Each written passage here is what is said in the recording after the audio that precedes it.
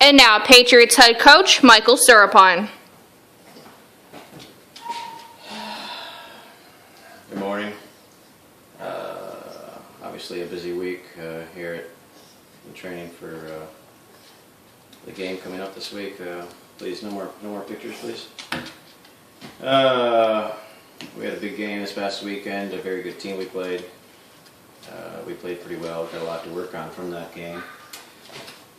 But of course, moving on to next week's game, we're working on game plans and strategies, and of course, hosting the game. So with that, I understand most of you have some tough questions. I'll give you very direct answers. So let's open up the floor. First question, please.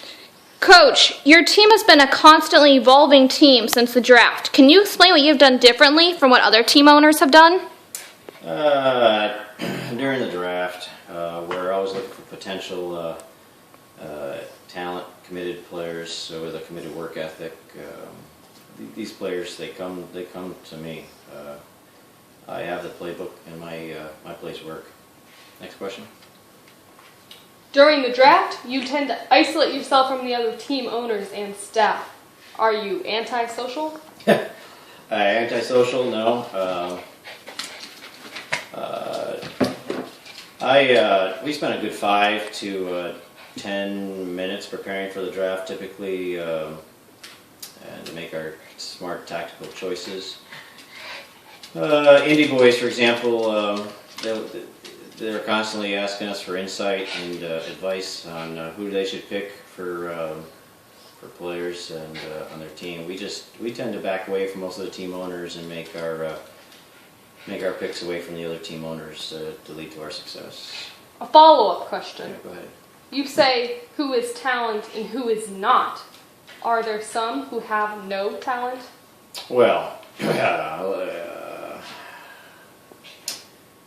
let's just be clear about this. The draft in the last several years has had no talent. I have a playbook. My playbook works. I am the talent. Next question. This is your second trip to the Super Bowl in 3 years, with a playoff year in the middle. Any advice for teams like Junkyard Dogs, who never really seem to make it out of the doghouse? In recent drafts, Junkyard Dogs would typically show up blitzed, fairly trashed, and they've had a better outcome in their season. This past year, they showed up sober. I guess my advice would be to drink heavily before next year's draft and hope they have a better season than they did this year. Question? Were you surprised by the results this year for a team you tend to see in the playoffs? We're talking about Nest Egg.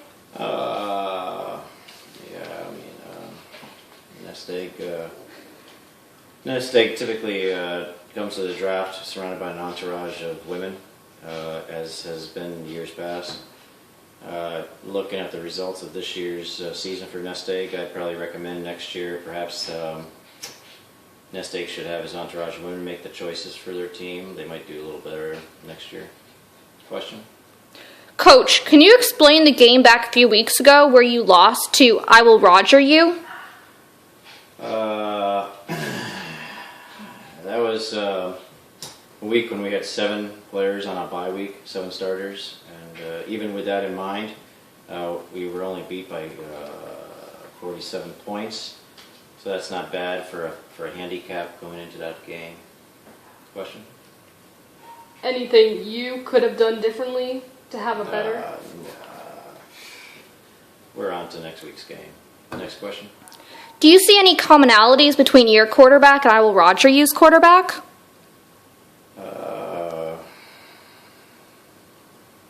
They both wear the number 12. Question? Do you see any weaknesses in your opponent? One glaring weakness is with this team we're going to be playing this Sunday is all you got to do is dangle a wedge of smelly cheese from Wisconsin and a brat, and you pretty much have distracted them thinking it's dinner time. So that's one of the tactics I think that we'd consider. Question? What is your plan for the game for next week? Without divulging too much of our game plan, we've already set up several grills on the visitor side of the field. We'll be grilling brats on that side. We'll have multiple tubs of ice cold Milwaukee Best beer in the tubs, as well as a cheese cutting table with some wedges of Wisconsin cheese that we're hoping will distract that team and keep them off the field. Question? Being such a successful coach, perhaps the most winningest coach in the 3 years you've been in this league, any advice for teams like Mathis? Mathis, perhaps they should just stop taking advice from J. Jim Marshall. J. Jim Marshall had Mathis' ear most of the draft last draft, and it didn't work out very well for him. I would just be careful. Obviously, he could very well have the front office fire him again, much like they did with Spitzenbagel, the coach last year before Mathis. Question? Any ideas for the off season? More missionary work in the Caribbean? Maybe Bible teaching in the Mexican Riviera? Jesus Christ. No, right now we're on to next week's game, working on the game plan for next week. Isn't that right, Mr. Brady? Yeah, you and me forever. Yes, Mr. Brady. Where was I?